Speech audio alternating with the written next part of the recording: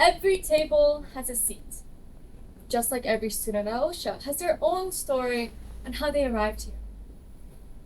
Before I came to OSHA, I got some advice from a teacher that I'll never forget.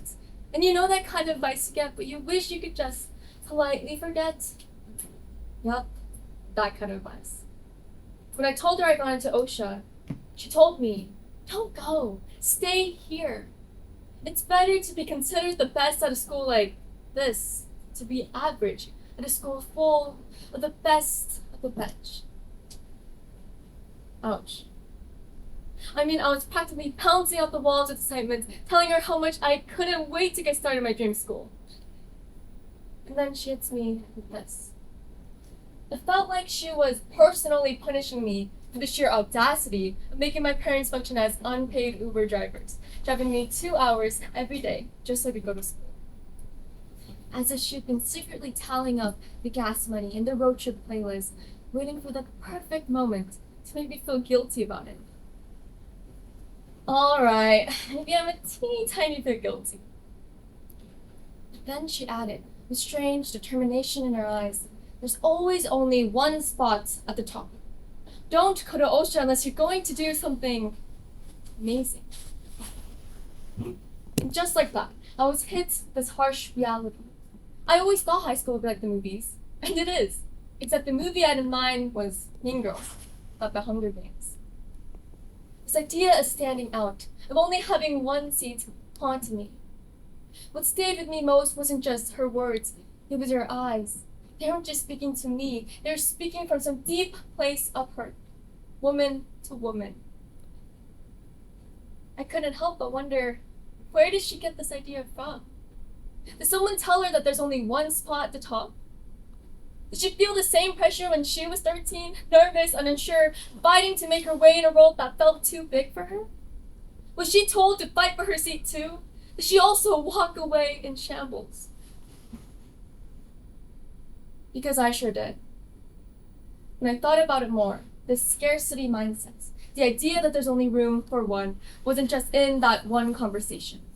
It didn't just end with that teacher, it was everywhere. It starts small. A glance, a whispered conversation, the way certain friendships seem just out of reach.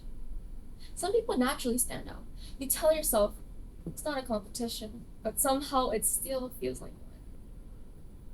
Then comes the bigger things, opportunities, scholarships, college applications. Yep, I see some nods.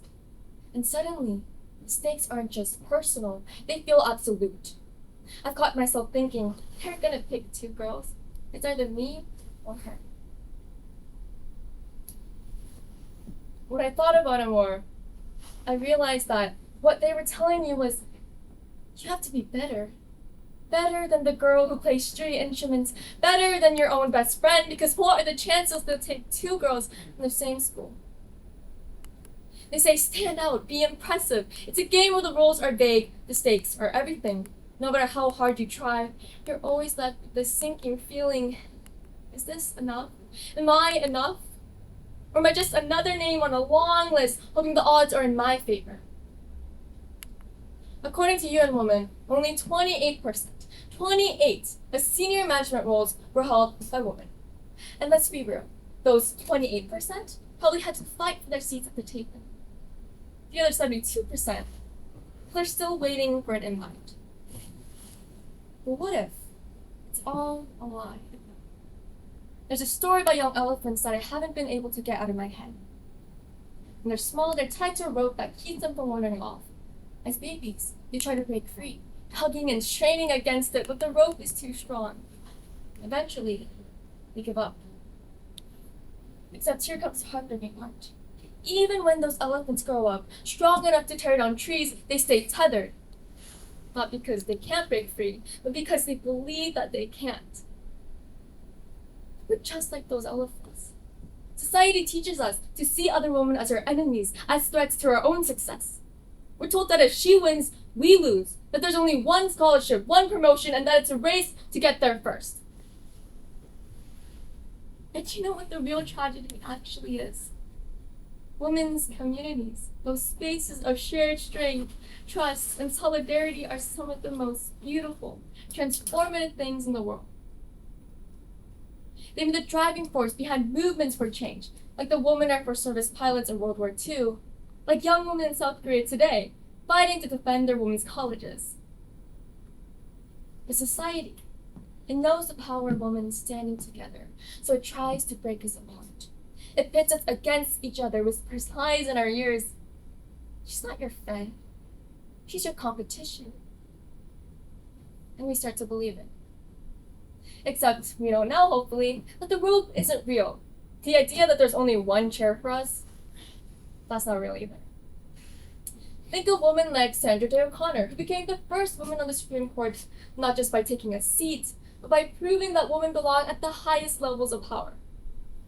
Or Malala Yousafzai, who after surviving a violent attack, didn't just fight for her right to speak, but fought to make sure every girl had the same chance to learn.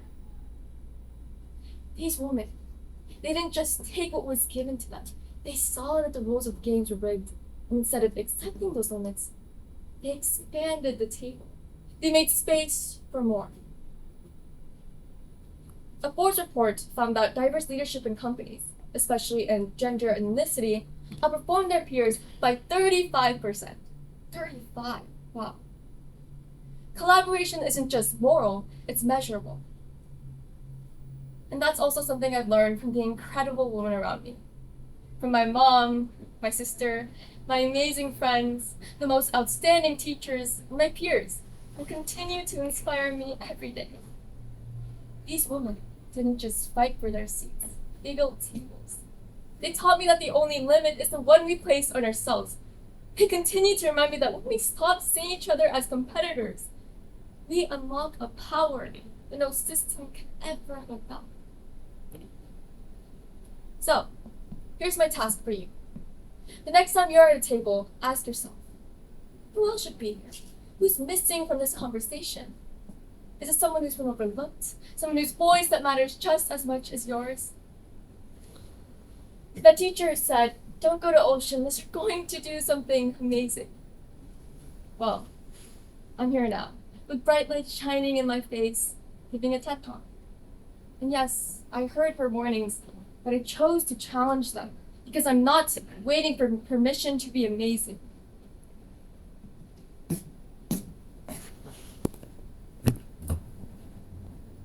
I'm claiming my seat at the table and I'm making room for every other woman who is ready to do the same. Thank you.